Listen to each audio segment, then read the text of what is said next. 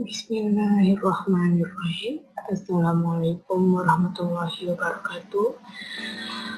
Perkenalkan, nama saya Fadilah Sukma Arini dari kelas 1295.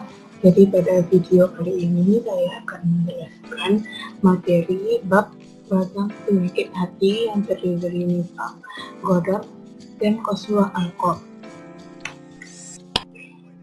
Untuk materi yang pertama adalah munafik atau nifaq.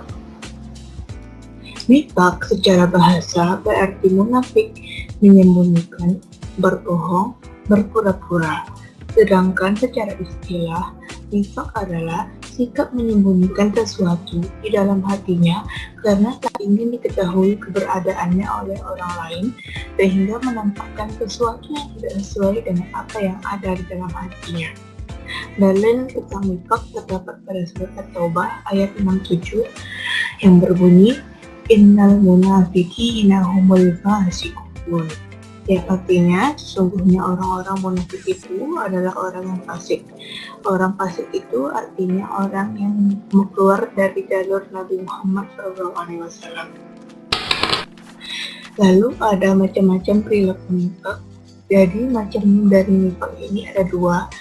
Yang pertama, nifaq amali atau urfi.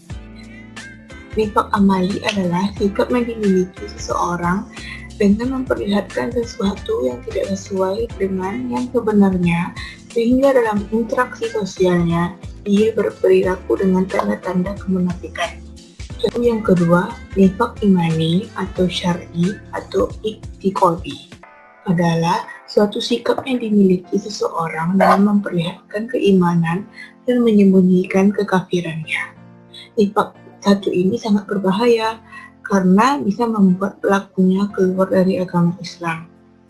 Jadi pelaku dari nifaq imani ini sama dengan kafir atau syirik. Ciri-ciri orang yang munafik berdasarkan dalil berikut. Ada beberapa ciri orang yang munafik. Munafiki salas. Ada 3 ciri atau 3 tanda orang munafik, yaitu Iza haddasa kadzab, apabila berbicara ia berbohong. Wa iza ada ahlafa, apabila ia berjanji ia mengingkari. Wa iza autumina khon, dan apabila dipercaya ia berkhianat.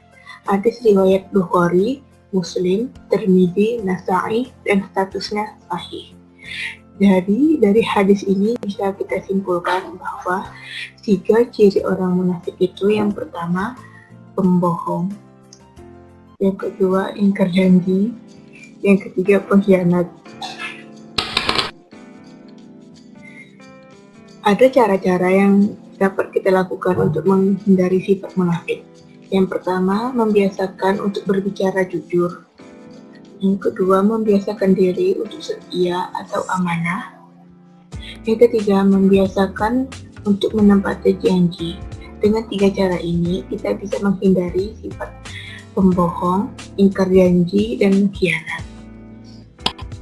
Materi yang kedua adalah marah atau ghadab.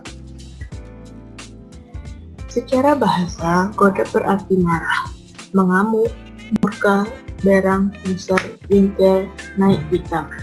Sedangkan secara istilah, ghadab adalah sikap tercela di mana gejolak emosi seseorang meningkat karena tidak senang terhadap sesuatu. Berikut adalah hadis larangan marah.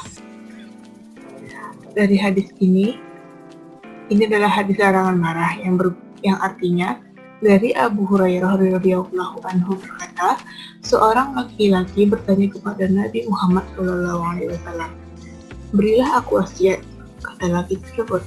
Lalu beliau menjawab, "Jangan engkau marah." Lelaki itu mengulang-ulangi permintaannya, namun Nabi Muhammad selalu menjawab, "Janganlah engkau marah." Hadis riwayat Bukhari nomor 1116. Dari hadis ini kita dapat menyimpulkan Nabi telah berpesan bahwa kita sebaiknya jangan marah. Dampak negatif dari perilaku godam. Yang pertama, keputusan dan tindakan yang diambil tidak bijaksana karena terpancing oleh emosi kita sendiri. Yang kedua, retaknya hubungan dan putusnya hubungan persaudaraan antar manusia. Yang ketiga, membahayakan kesehatan tubuh karena tekanan darah meningkat. Dengan tekanan darah meningkat ini, secara kesehatan bisa menyebabkan penyakit stroke. Lalu ada langkah-langkah cara menghindari godam. Yang pertama, meredam rasa amarah kita dengan bersabar. Yang kedua, meredam rasa amarah dengan berzikir kepada Allah Subhanahu wa Ta'ala. Yang ketiga, memberi maaf kepada sesama manusia, membaca istighfar atau ta'awuz. Dan yang terakhir, meredam emosi kita dengan berwudu, lalu sholat. Lalu materi yang ketiga, keras hati, qaswah al-qalb. Keras hati adalah sikap percaya di mana seseorang menutup pikiran dan hatinya akibat dari perilaku keburukan dan kemaksiatan yang telah diperbuat, misalnya munafik dan marah.